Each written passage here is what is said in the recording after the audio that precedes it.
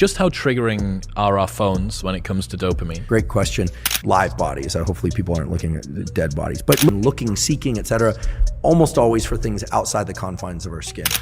I remember the days where a normal 10-minute YouTube video was one of the most stimulating things in my life.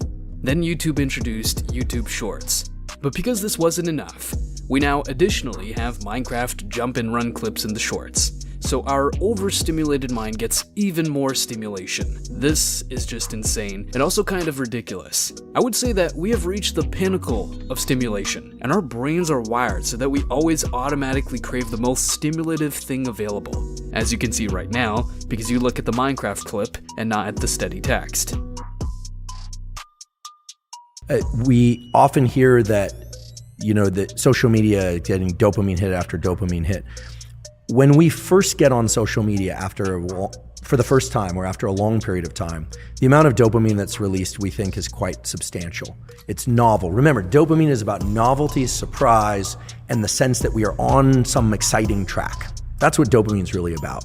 It puts us into states of readiness, anticipation, looking, seeking, etc., almost always for things outside the confines of our skin. Just to contrast it maybe for a bit more of a future discussion, serotonin does the opposite. When there's a lot of serotonin in our brain and body, typically it makes us feel satisfied, sated, and more quiescent, comfortable with what we have in our own immediate sphere and within us, right? The comfort of a good meal, the food you have. Dopamine is about go, go, go. If you look at somebody who's high on cocaine or methamphetamine, it's all about pursuit, because that's a very dopaminergic drug. You look at somebody who's taken a drug, and I'm not suggesting people do this, but it really ramps up serotonin. Let's say a selective serotonin reuptake inhibitor, Prozac, Zoloft, etc. The side effects of those drugs, if the dosages are too high, lack of appetite, lack of libido, kind of meh about life, then so they'll adjust the dose down. That's because those are serotonergic drugs. So in general, when we are in pursuit of things, dopamine is quite high. So now you have to remind me your question, because I've set up the dopamine serotonin parallel. Cell phones. Cell phones, yes. Forgive me.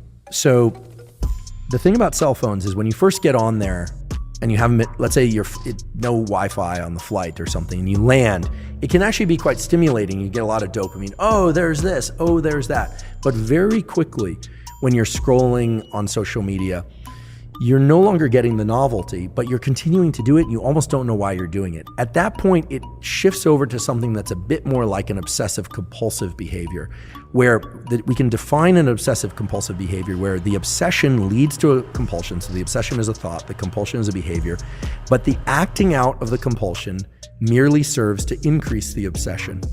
Right? This is very different than being obsessed with food or obsessed with cleanliness. There's no payoff. Right, exactly. There's no anxiety relief by carrying out the compulsion. With OCD behaviors, like scrolling social media, the dopamine quickly wanes, and then you find that you're just and we've all been there, you're scrolling, like, why am I doing this? This isn't that interesting. This isn't that interesting. Now, the algorithms for social media are very clever, and I don't want to demonize it. I provide a lot of my life is spent on, on social media now, but in the algorithms that they've incorporated function on the most powerful way to keep people doing a behavior, or an animal for that matter, is intermittent random reward, or random intermittent reward, that you don't know when you're going to hit the jackpot. So you're scrolling, and then you see something. Typically, it's very high, what, in nerd speak, we'd say signal to noise. So if you're reading some interesting things, this came out in the news, this came out, and then it's all of a sudden a riot, or a person that is base jumping off a building, or, for people that are scrolling, looking at bodies or something like that, live bodies. Hopefully people aren't looking at dead bodies. But look, if something's very tragic, then that has this gravitational pull. And then what happens is you start getting the system working for that next dopamine hit that you don't know when it's going to come. It's just like gambling. So I look at social media as initially being very dopaminergic, driving reward, surprise, and excitement, but very quickly transitioning to something more like OCD and the kinds of behaviors where it looks, if we were to look at ourselves through the lens of an experiment, like we would an animal experiment, we think that animal is sick. If you saw an animal digging in the corner, looking for a bone, the dog is looking,